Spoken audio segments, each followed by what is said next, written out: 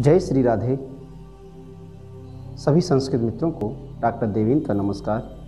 मित्रों, आज मैं पंडित अंबिका दत्त व्यास द्वारा रचित प्रसिद्ध उपन्यास शिवराज विजय के प्रथम विराम के प्रथम निश्वास की चर्चा करने वाला हूँ। अब तक पिछले जो मेरे वीडियोस थे उसमें हमने चर्चा की थी कि सबसे पहले शक्ति की उपासना, उसके बाद प्रातःकाल का वर्णन और फिर उसके बाद जो कुटिया थी जिसमें कि वह गौर वर्ण वाला वटु ब्रह्मचारी व बालक बाहर निकलता है और वह प्रातःकाल के वर्णन के बाद वह ब्रह्मचारी कैसा था, अंबिका दत्त व्यास ने ब्रह्मचारी बालक की आकृति कैसी थी, उसका स्वरूप कैसा था, इसका वर्णन किया है। और उसके बाद वह कुटिया के आसपास का वातावरण कैसा था, वह जो आश्रम था, वह कुटिया थी, वह कैसी थी, यह बताने का प्रयास कर रहे हैं। तो इसी संदर्भ में लिखा है, देखिए क्या।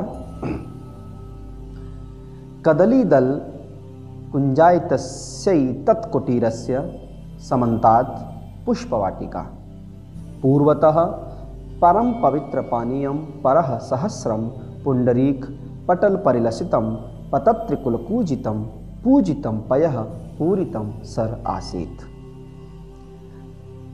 दक्षिणश्चैको निर्झर झरझर ध्वनि ध्वनित दिगंतरः फल पटलास्वाद चपलित चंचुपतंग कुलाक्रमणाधिक विनित साखी समूह व्याप्तः सुंदर कंदरः पर्वत खंड आसीत्। तो देखिए क्या लिखा है। पंडित अंबिका दत्त व्यास जी लिखते हैं कि कदली दल कुंजायतस्य, जो कुटिया थी उस वह वटु जिस कुटिया से जागा देर तक सोता रहा और उसने कहा कि मैंने बहुत पुण्यमय समय अपना व्यतीत कर दिया, क्योंकि ये हमारे गुरु जी की पूजा का समय है, प्रातःकाल का वर्णन था। और जैसे वहाँ से निकला तो वो कुटिया कैसी थी, इस संदर्भ में यहाँ बता रहे हैं क्या कि कदली दल कुंजायतस्य। कदली कहते हैं केला, कदली दल केले के पत्तों से, केलों के वृक्षों से, दल माने समूह, केलों के समूह से, क्योंकि उस कुटिया के चारों तरफ केलों के पेड़ लगे हुए थे और केलों के पेड़ों के समूह से वो कैसी लग रही थी, कुंजायतस्य, किसके समान, कुंज के समान प्रतीत होने वाली। वह जो कुटिया थी उसके चारों ओर कदली दल अर्थात केलों के जो वृक्ष थे उनका समूह था। उस केलों के वृक्ष के समूह से वह ऐसी लग रही थी जैसे मानो क्या हो, वह एकदम कुंज बना हुआ हो। कुंज जानते हैं ना, वृक्षों से झुरमुटों से एक जैसे कुटिया टाइप की बन जाती है, वृक्ष ही वृक्ष चारों तरफ होते हैं, तो वृक्षों के मध्य में जो घर है, तो इस तरह से वह कुटिया कदली दल के वृक्षों से घिरी हुई होने का ऐसे प्रतीत हो रही थी कि जैसे मानो वह कदली दलों से घिरे होने का कुंज से प्रतीत हो रही थी वह कुटिया। और उस कुटिया के समन्तात पुष्पवाटिका, उस कुटिया के चारों ओर एक पुष्पवाटिका भी थी, अर्थात फूलों से वह कुटिया घिरी हुई थी। पहले क्या था, कदली दल कुंजायित अर्थात केलों के वृक्षों के समूह से घिरी होने का कुंज से प्रतीत होने वाली उस कुटिया के चारों ओर क्या था, पुष्पवाटिका। एक पुष्पवाटिका मतलब फूलों की उद्यान, फूलों का बगीचा उसके चारों तरफ था, इससे वह कुटिया घिरी हुई थी, पुष्पवाटिका थी। और क्या था कुटिया के आसपास, देखिए पूर्वतः, और पूर्व दिशा में क्या था, पूर्व दिशा में देव बताते हैं, पूर्वतः परम पवित्र पानीयम परम पवित्र पानीयम, अत्यंत ही पवित्र,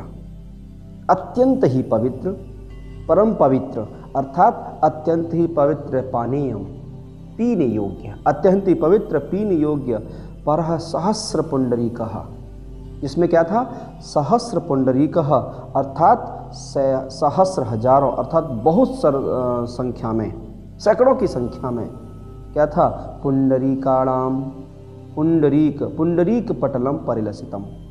पुंडरीक कहते हैं कमल, श्वेत कमल को पुंडरीक कहा जाता है। तो श्वेत कमलों से परिलसितम शोभायमान, श्वेत कमलों से वह शोभायमान क्या, जिसमें पतत्रि कुल कूजितम, अनेक पक्षियों का कुल समूह जिससे कूजित था, ऐसा वह क्या था, पयः पूरित सरहा से एक तालाब था। पय पूरित माने पानी से भरा हुआ, लबालब भरा हुआ एक तालाब था। इसको दोबारा देखेंगे। उसके पूर्व दिशा में क्या था? पूर्वतः से देखिएगा, उसके पूर्व दिशा में एक तालाब था। क्लियर? और वो तालाब कैसा था, उस तालाब का सौंदर्य कैसा था, उस तालाब के बारे में बता रहे हैं यहाँ कि तालाब कैसा था। लिखा है वह पूर्व दिशा में, जो कुटिया के पूर्व दिशा में तालाब था, कैसा था? परम पवित्र पानी।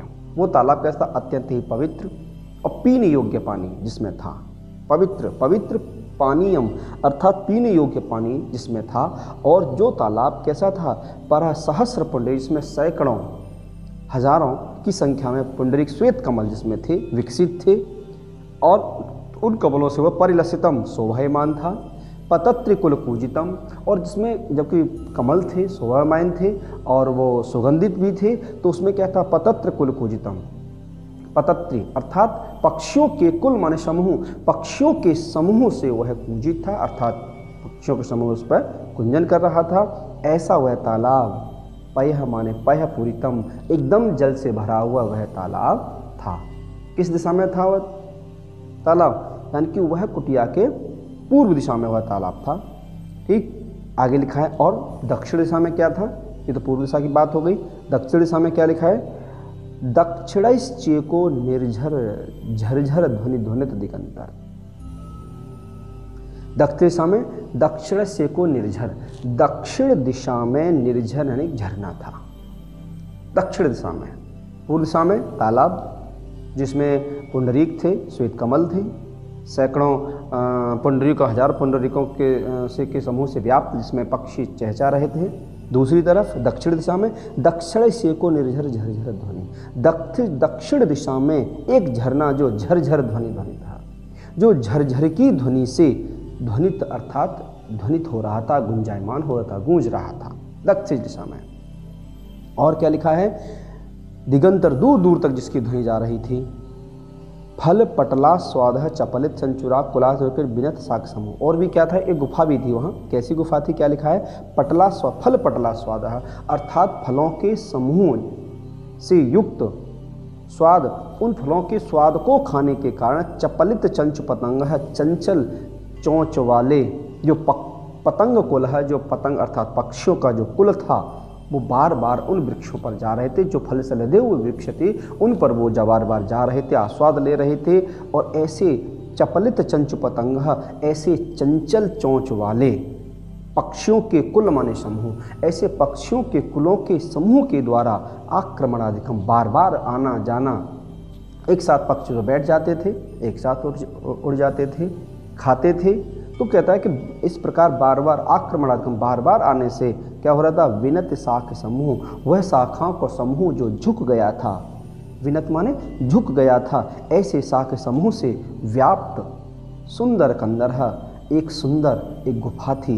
ऐसी उस सुंदर गुफा से युक्त पर्वत खंड आसीत, एक पर्वत खंड था, अर्थात एक पर्वत वहाँ था। दोबारा देखेंगे इसको, शुरू से देखिएगा। कदली दल कुंजायतस्यै तत्कुटीरस्य, वह जो कुटिया थी जिससे वह गौरवटु देर से जागने के बाद अपने को ग्लानि से महसूस करता हूँ, मुझे देर तक सोता रहा, ये गुरु जी के जागने का, गुरु जी के संध्या वंदन का समय तत्काल पहुँचना चाहिए। तो जैसे बाहर निकला तो कभी यहाँ जो पंडित अंबिका दत्त व्यास जी यहाँ कुटिया के बारे में बता रहे हैं कि कुटिया कैसी थी, तो इस संबंध में चर्चा कर रहे हैं। देखिए कि कदली दल कुंजायितस्य, कि कदली दल केलों के समूह से, केल के समूह से वह कुटिया घिरी हुई थी। ऐसी वह कुंज के समान प्रतीत होने वाली कुटिया के समन्तात चारों ओर क्या थी? एका पुष्प वाटिका, एक पुष्प वाटिका थी, फूलों की वाटिका थी। और पूर्व दिशा में क्या था? पूर्वतः परम पवित्रम पानीयम, पूर्व दिशा में एक तालाब था। वो तालाब कैसा था? क्या लिखा है? परम पवित्र पानीयम, एकदम परम पवित्र पानीयम, पवित्र पीने योग्य, पानीयम पीने योग्य, पवित्र था, पीने योग्य था। जिसमें क्या था? सहस्र पुंडरीक पटल परिलस्तम, सैकड़ों हजारों पुंडरीक मन श्वेत कमलों से वह तालाब शोभायमान था, परिलस्तम शोभायमान था। ऐसे तालाब में पतत्र कुल कूजितम, पतत्र पक्षियों के कुलों के द्वारा वह कुंजित कूजित हो रहा था। अर्थात वहाँ पक्षियों के द्वारा चहचहाट हो रही थी। ऐसा वह पूजित पय पूरितः सरत आसीत, ऐसा वह पवित्र शोभायमान एक सुंदर तालाब था, जो जल से पय पूरित माने जल से भरा हुआ तालाब था। पर आगे लिखा है दक्षिणेश्य को, और दक्षिण दिशा में क्या था? दक्षिणेश्य को निर्झर झरझर ध्वनि, दक्षिण दिशा में एक झरना जो झरझर की ध्वनि से निरंतर दिगंतर दूर दूर तक जिसका क्या हो रहा था? दूर दूर तक जिसका शब्द गुंजायमान हो रहा था, गूंज रहा था, ऐसा एक झरना था। और फल पटला स्वादा, फलों के समूह थे, फल के समूह थे, अर्थात बहुत सारे वहाँ फल थे। ऐसे जो फल थे अर्थात फलों के समूहों को आस्वाद अर्थात स्वाद लेने वाले चपलित चंचु पतंग, चंचल चोंच वाले जो पक्षी थे, उनके पक्षियों के समूह के द्वारा आक्रमणात्मक बार बार उस पक्ष समूह शाखाओं पर जाना लगे रहने से क्या हो रहा था? विनत शाख समूह, जिनकी शाखाएं झुक गई थी, जिनकी शाखाएं एकदम नीचे को झुक गई थी, ऐसी शाखाओं से युक्त समूह वाले जो सुंदर वृक्ष थे, उन वृक्षों से व्याप्त सुंदर कंदरह एक सुंदर गुफा थी। उस सुंदर गुफा से युक्त पर्वत खंड आसीद, एक वहाँ पर्वत खंड था, अर्थात सुंदर गुफाओं वाला एक पर्वत खंड था। क्लियर? मुझे उम्मीद है कि इस गद्य खंड का कुछ भाग आपकी समझ में आया होगा। तो प्लीज़ अगर ये पंडित कम्मिका दत्त व्यास जी का अगर ये गद्य आपकी समझ में कुछ भी आया हो, थोड़ा सा भी आया हो, तो प्लीज़ मेरे इस चैनल को आप सब्सक्राइब करिए, लाइक करिए, कमेंट अवश्य करके बताइए कि आपको कैसे लगा। ठीक, धन्यवाद।